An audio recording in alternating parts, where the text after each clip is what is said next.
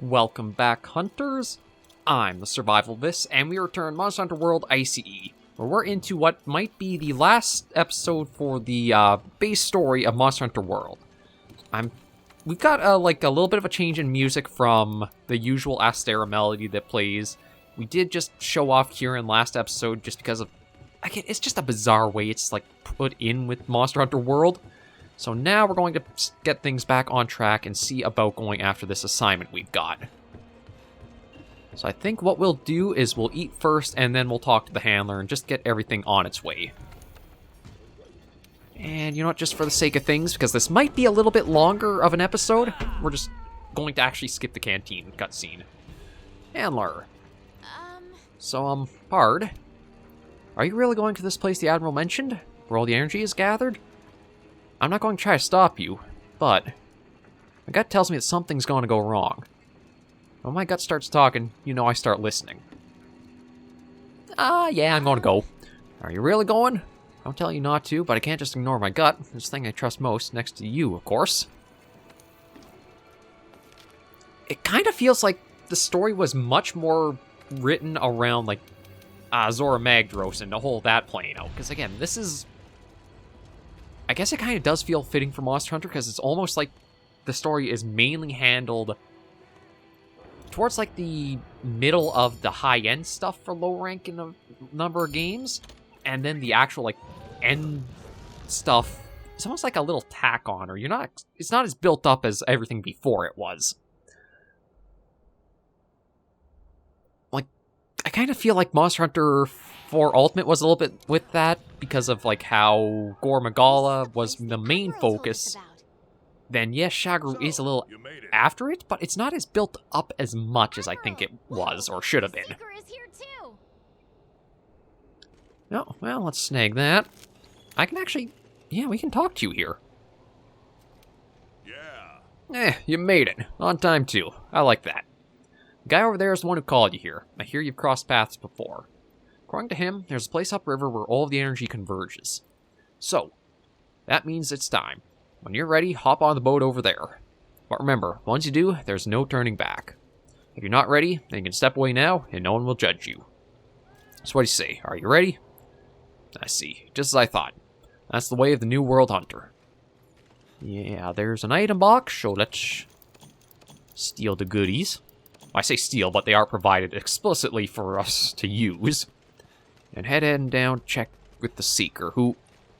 Like, you only have 2 encounters with him in all of World, really. Greetings. We meet again. Since we last met, I have followed the trail of evidence and arrived here. And so, it appears, have you. I take it you've seen the other dragon's graveyard. I've discovered that an abnormal amount of energy was flowing through the veins beneath the veil and coursing through the whole continent. When we last spoke, I was still investigating the cause. But now, I've located a place where all the energy seems to be gathering. It's at the end of this river. I intend to go there and see this place. This is the end of everything. Together, let us find our ending. Farewell. I'll wait for you here until you know you are ready. I'm ready. Let's do it. The river is a place energy is gathering. Meant to go. Are you prepared? Yes. I mean, I don't know if... Then let's follow what faint light there is and see where the river takes us. Zora Magdaros crossed the Dark Sea, and now this will be our crossing. There we go.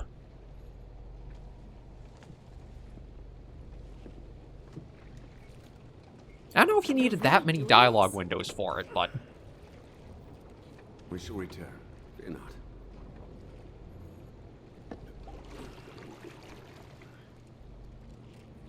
Again, it's trying to build this up as being really dramatic, but I feel like it's not as well built up as it could have been.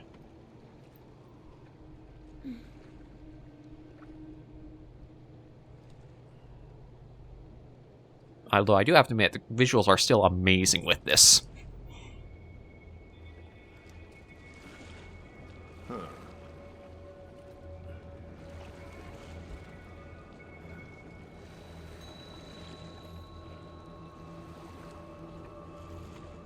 How did you even find this damn place, anyway? We have Zora Magdaros to thank for clearing the way. Upon dying, the elder dragons dissolve in the effluvium, and the energy that accumulates in the veins of the earth then crystallizes. And over time, that grew into this recess? Yes. However, in more recent years, I have sensed a drastic surge in the land's energies. I don't like the sound of this.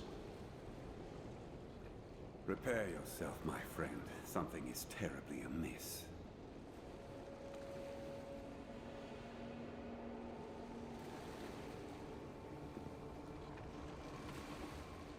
Now this part is actually built up kind of nice with the tension.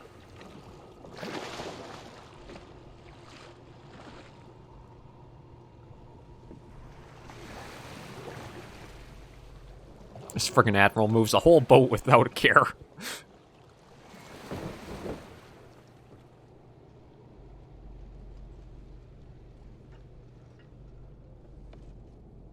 But again, you see so little of the Admiral and the Seeker when we've actually, like, played this back. It's inside.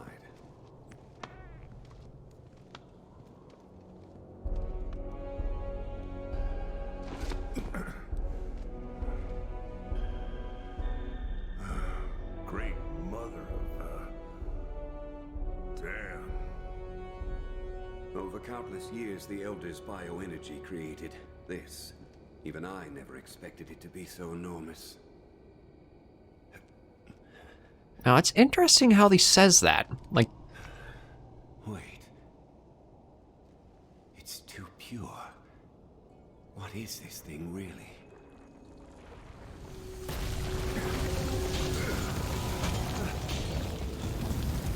so maybe it's just their assumption that, like, the energy accumulated into that, but...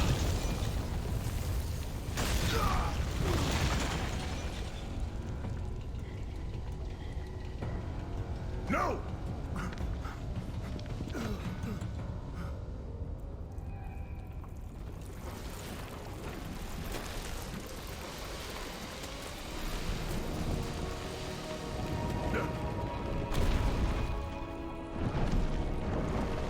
And probably one of the most striking monsters for the entire series.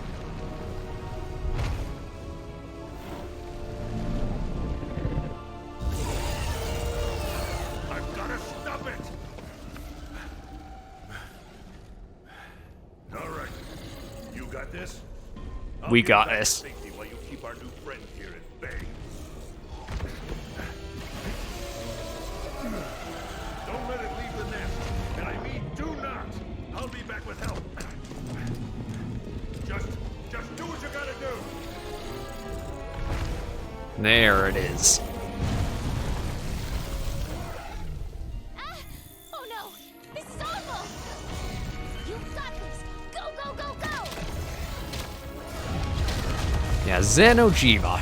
To be honest, I kind of feel a bit let down with, like, Safijiva. Like, Safi's a fair fight, but this encounter with Xeno makes you feel like you're fighting an alien in the Monster Hunter world.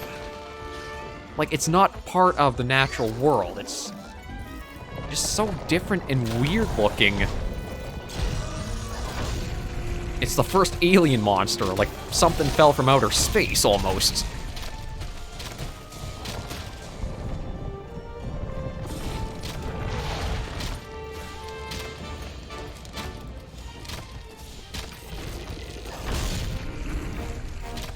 But this is just bringing back memories of fighting Zeno before the Clutch Claw, everything like that.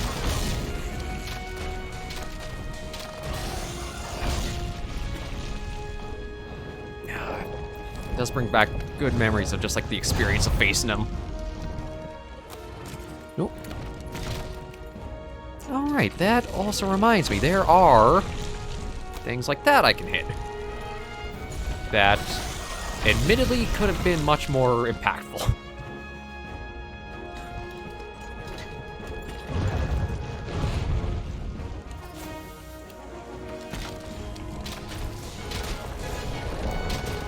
I still don't really understand, like, what happens to the little orange nodules on his head there. Like, I guess maybe they're glands or something, and it's just, as Zeno ages into Safi, it just gets covered in proper scales? I don't know, Oh, it feels like you had Space Dragon just turn into, like, Red Dragon to me.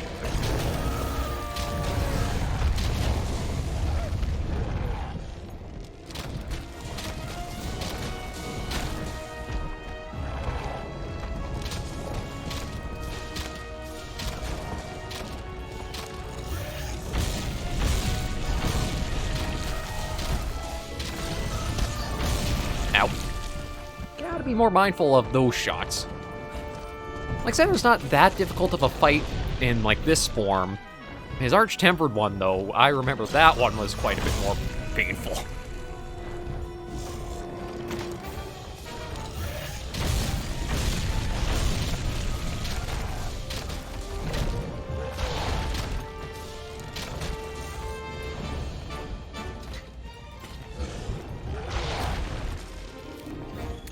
You know, the Slinger Thorns will probably be helpful. Yeah, get those on the side of the head.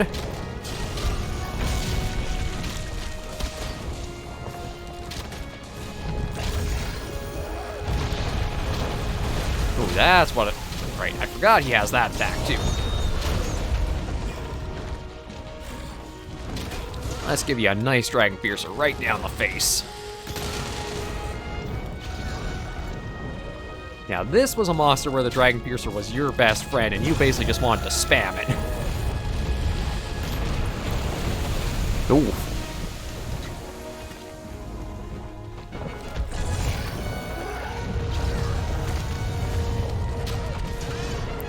Actually, I might even just keep doing that. Because, yeah, look at the numbers you start getting put out. Okay.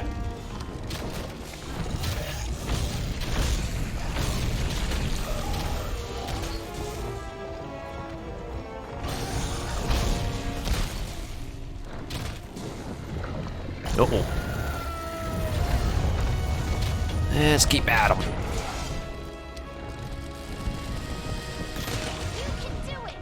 We can do it! No, you've not done anything. That's... We're an unbreakable team. Yeah, see, that's my problem with the handler. That sums it up right there. We can do it. No, you're not doing anything. You're just sitting at base camp while I'm fighting giant space dragon.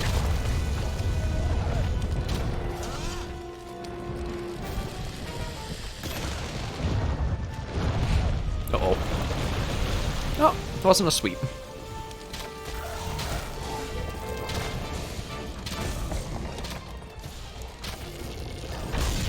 Nope, shoot. Let's just put that away for now and heal up.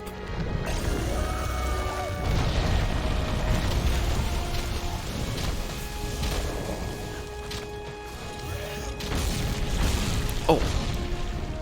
Okay, didn't think the front on shot was up. Uh-oh. I can't remember if that was always a thing or not. I feel like it was, and...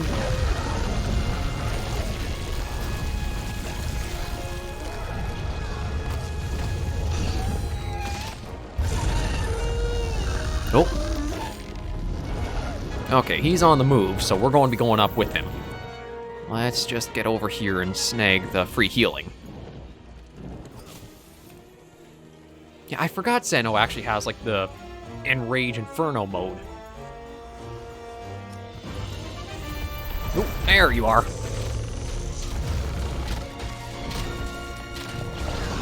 Basically entered stage 2 of the fight.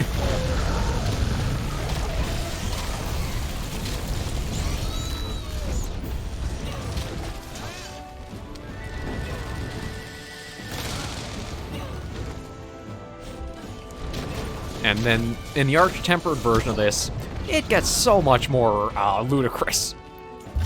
Like, there are a couple of these little spots on the ground where you'll lose health if you stand on them. In Arch-Tempered, basically half the entire arena gets like that at a time.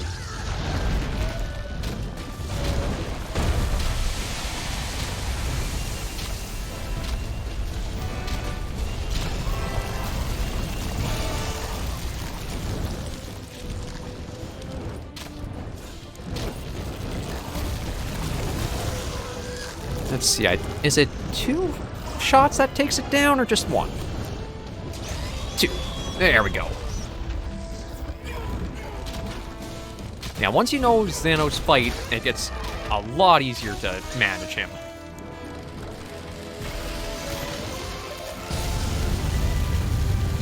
But it is very spectacular the first time around fighting him.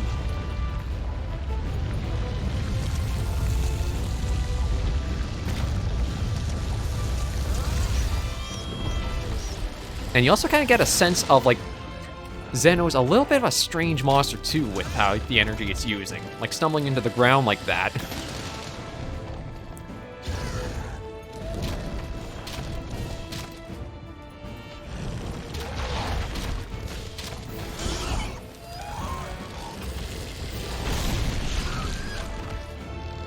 As you can see, Dragon Piercer, best friend this fight for sure.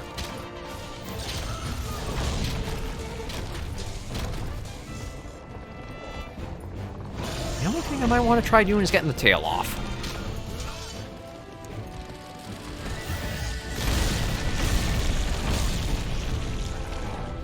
Although that's probably going to be easier said than done, just with how he's keeping focus on me. No, now I play get everything except the shiny. There we go.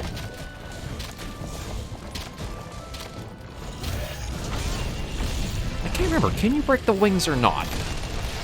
Yes, you can, because there we go.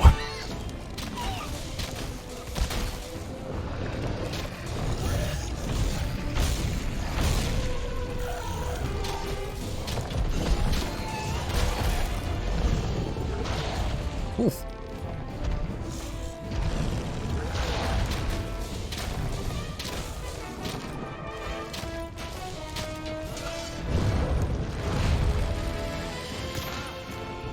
A little bit to the tail. I think I need to knock him out, basically, if I want to get a really good chance at it.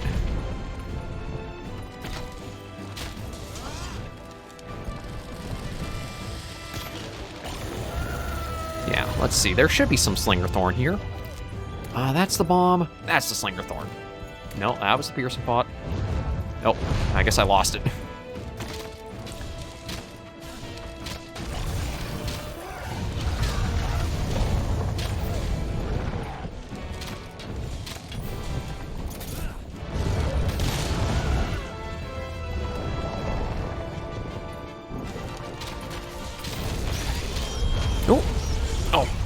Is that... Okay, he's kind of staggered, but not really. I was hoping he would have fallen right over, although that's a juicy target.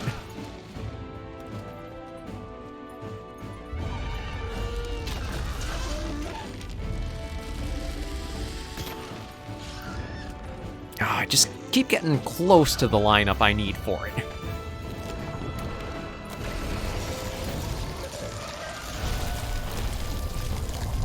No, actually, this is probably my best opening right here. Although I think... Oh, no, he didn't actually fall in this time. There we go. That's a juicy tail break. Ow.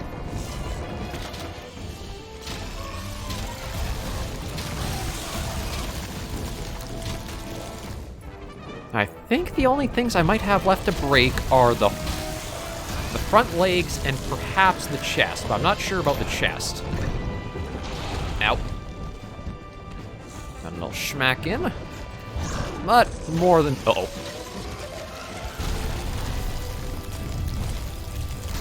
Yeah, shoot, I was trying to get into the panic dive, because I forgot that Xano does have the sweeper beams.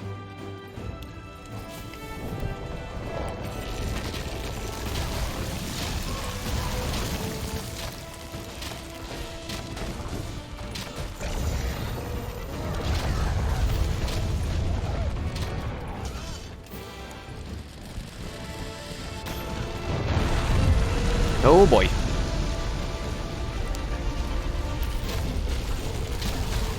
Yeah, it's not too happy, and I do not blame it.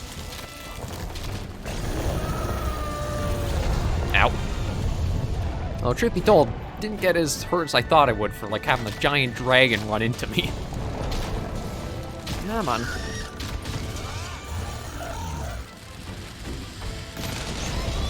There we go. That should be a nice shot for the legs.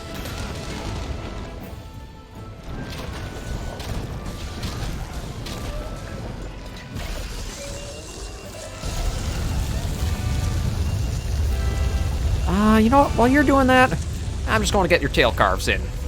I think we're safe being this close. Ow. Well, we were kind of. Yeah, used a little too much energy and got himself stuck into the floor.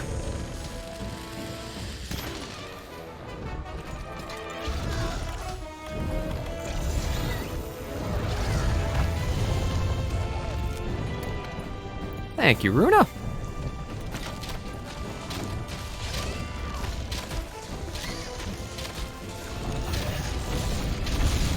Ow.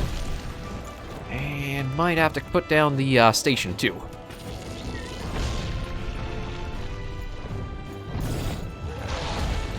Yeah, perfect. Nice bit of coordination, and not too badly off.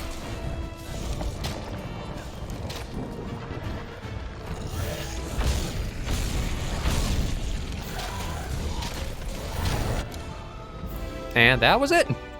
Admittedly, I was hoping for a little bit more of a climactic shot against Zeno, but...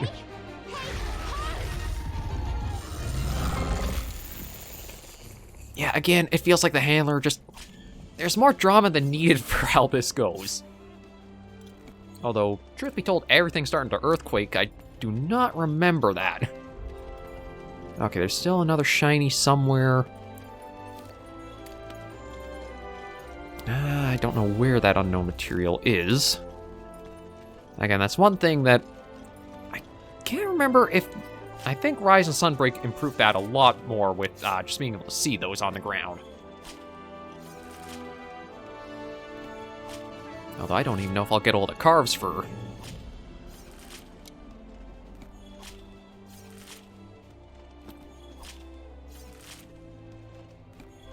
okay, there we go. I was able to get all the carves at least. And that was Xeno'jiiva. The first fight is really spectacular against it, but if you do go to, like, farm the armor stuff, you really quickly pick up all of the nuances with, like... oh. That's why there was the earthquaking.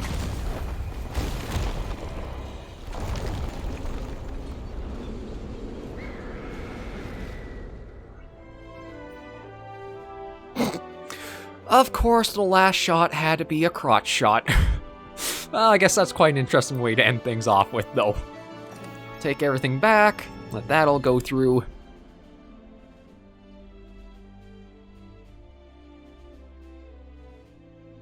There we go. And let everything come to its conclusion. A newborn life was found at the heart of the new world, where the land's energy converged. It proved the harshest battle yet, but the Hunter claimed victory. And now... we wait.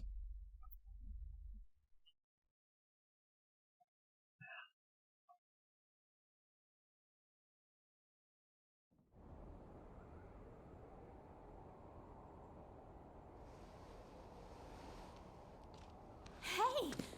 Commander! He's awake! What is it with you? All you ever do is sleep and fall off things. So how awesome were you down there? Stop Too being awesome? annoying.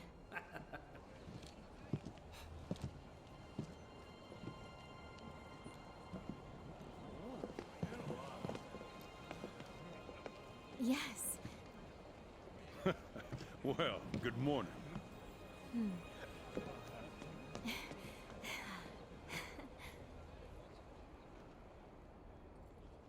Thanks to you, the Research Commission's work is complete. I sent a ship ahead to report back to the Guild. They'll relieve us just as soon as they confirm our findings. Everyone, I commend you all for your valiant efforts here. And now, let us celebrate! To banquet! Yeah, they basically kind of wrap it up as the commission's all done, so they don't have a reason to be in the new world anymore.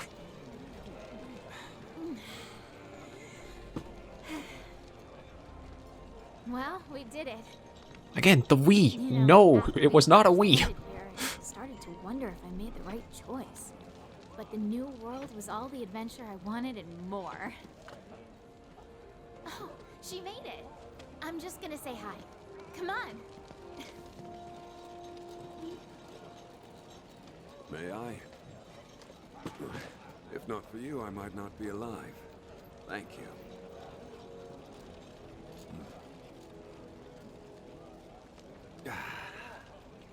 You have quite the eccentric group here.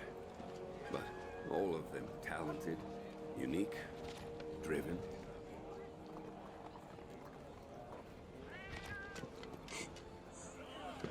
You all seem willful, of your own mind. But when the time comes, you join together and become a force to be reckoned with.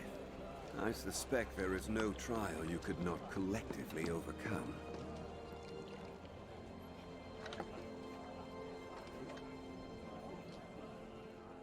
A monster that's been incubating in bioenergy.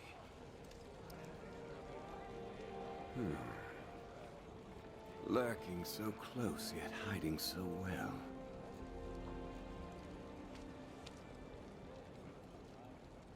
Perhaps it was what first drew the aging elders here, to satisfy its cravings for energy. Could be right. Maybe it used some sort of pheromone or something. Eventually, the land became rich with nutrients. The perfect home for tough monsters.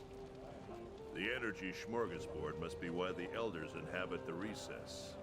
Huh, you know, we're lucky you stopped that thing. Would have been a disaster if it left its nest. Well then, 3 cheers for you. No. I think you should keep it. I mean, the thing is, though, with SurvivalVis being a thing, does that kind of reduce the disaster it would have been if Zeno got out? Listen up, everyone. We've received word from the Guild. The Guild commends you for your dedicated research of the Elder Crossing. In light of your findings, we have confirmed the monster as a new species of Elder Dragon. An official name has been chosen. Xenojiva. This concludes your duties with the Research Commission. We thank you again for your service. You are free to return home at your discretion. Yeah. However, the Commission's presence in the New World still has potential to be of great benefit to the Guild. We would ask you to continue your work there, if you are so willing. There you have it. If we decide to stay and take on new research, there are bound to be trials ahead. Dangers. You don't want that, do you? What are you talking about? Of course we want. Let's stay. We can do it. Yeah, we won. Yes, we do. All right. Commission, welcome to your new home.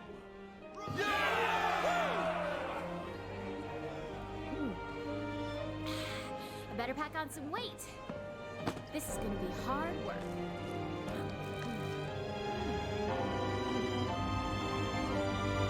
And that was Monster Hunter World's base story.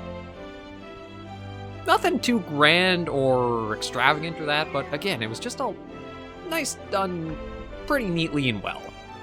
It feels like a lot of it all builds up more to Zora Magdaros, a bit with Nergigante, and then Xenojiva is kind of tacked on at the end, but it still paces itself mostly well. I still feel like once we got into high rank and like, what was it, after Pink Rathian? It was Pink Rathian to the Elder's Recess, and then it was from that, I think, right to Nergigante, actually. It could have maybe used a little bit more, like, time before we tackled Nergigante, and then went forward, but I think it did work itself well with having, like, each Elder Dragon and then going after Xenojiva for it. Overall, I'm glad I was able to do it. It really just brings back a lot of memories of having played Base World before Iceborne brought the Clutch Claw and kind of forced that all on the player, unless they want to make super long hunts. It is a good little experience. I do still have, I think, a couple of monsters to tackle before we'll have World I.C.E. brought to its conclusion. And I still have to debate if I will go right to the Iceborne stuff or I'll give it some time. It's one of those ones... I'm trying to think of if I do want to tackle it now or not. Because as quickly as World's story did go, Iceborne's is quite a bit longer, even if it is just like a single rank.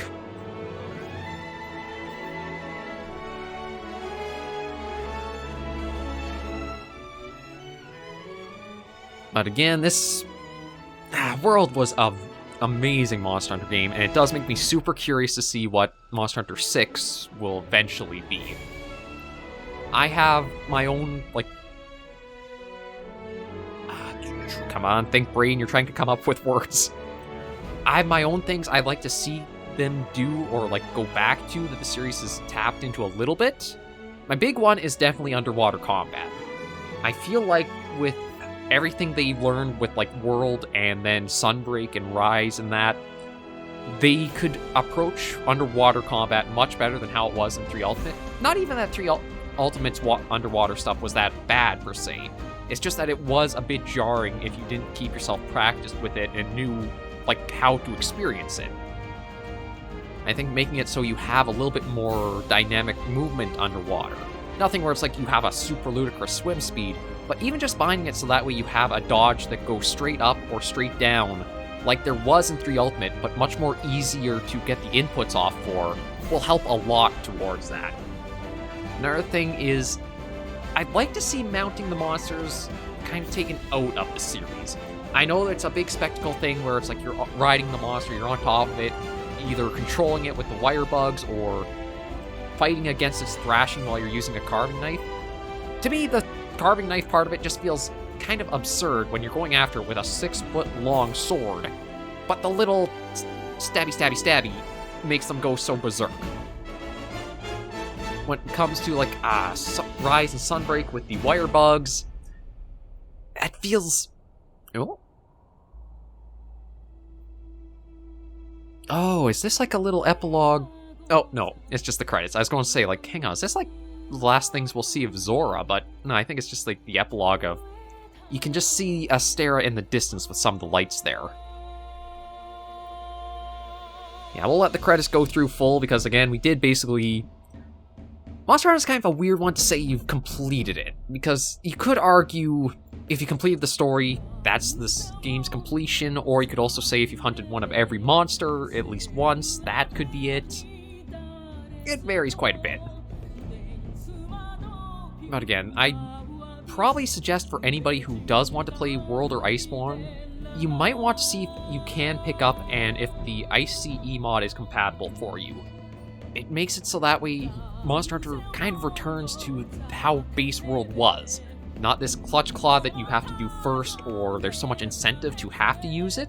You can just hunt more whatever style you like. If you do like the idea of really min-maxing and getting your highest damage output, then you can use it and clutch claw onto the monsters, attack, tenderize, etc. But if you don't want to do that all the time, you don't feel as punished for not doing it. That's one thing. I'm curious to see what 6 will do for, like, its, like, generational gimmick, in a way. Because Monster Hunter has had that going forward basically since, I'd say, the 3rd generation. Monster Hunter 1st and 2nd generations, I don't think really had anything like that. The 3rd generation had the underwater combat, which was its gimmick. 4 Ultimate in that was, I think, mounting and the vertical stuff. World had the Slinger. Iceborne had the Clutch Claw. Rise had the wire bugs, Sunbreak had the switch scrolls. Generations and Generations Ultimate had all of the hunter styles and arts and etc. So there's definitely something that's probably going to be coming with the next big Monster Hunter title as like a generation gimmick. It's just not sure what it is yet. And I hope, again, it's more of a support system than a front center too heavily. As much as it came for, like, Rise and Sunbreak, I do feel like the the wire bug stuff, that was more of a support to give you more attacks than you had to always use it.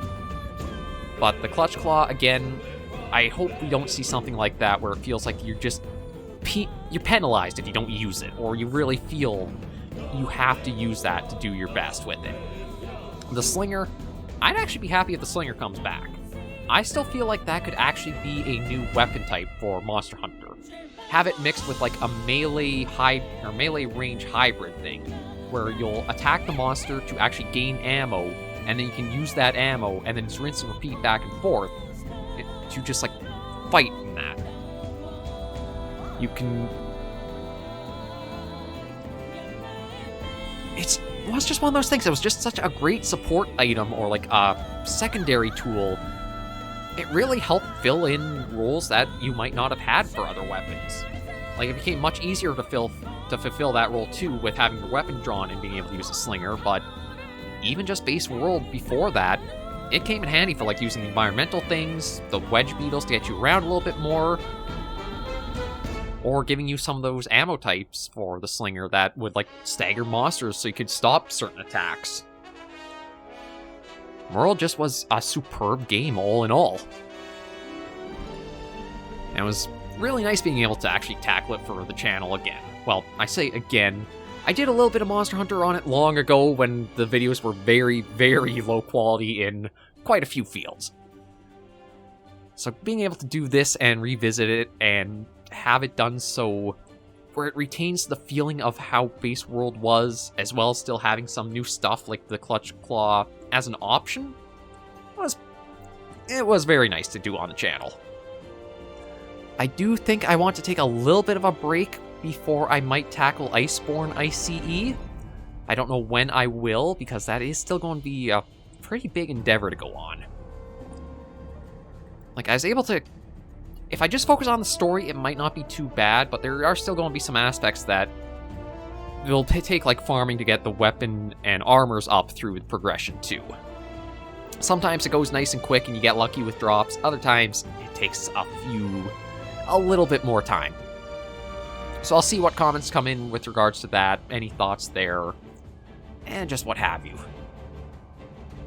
Okay, if we're at the copyrights, I think we're getting towards the end here, but there is probably a little bit still I should include in this episode just because of having gone after Xeno'jiiva. There's the gear to look at, which was both some good, some bad. The good parts of it were the armor had a lot of really good skills. It looked decent enough. However, a problem that plagued World surprisingly came back for the weapons again for the final monster, like final boss of base world. And everybody probably now is thinking, or who has played, remembers it, and it's, oh yeah, that was a bit weird, wasn't it? And that issue was the slap-on weapons. Surprisingly enough, the very last story boss of Monster Hunter World had the slap-on weapons problem. Nergigante, the flagship, didn't. Anjanath, I think, starts with slap-on weapons, but then it eventually increases, because, like, for World's debut trailer, Anjanath was kind of like a semi-flagship. Let's just see where we go from here. Hey! How's it going?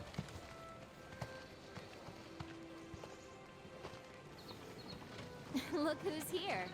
I knew it was only a matter of time. You ready to shake things up? The new world awaits. Let's get hunting. And we're back. Yeah, so Hunter rank cap been removed up to 22. There's Iceborne that we could start right there.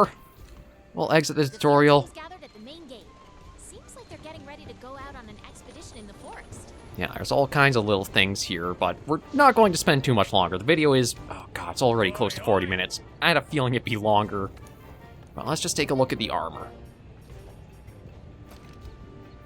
Yeah, appearance-wise, Zeno had really good armor, as well as some pretty good stats you want to go for. The Razor Sharp Spare Shot was meta for World. I think it's the only armor that actually will let you get Spare Shot up until one of the update monsters I think certain weapons got.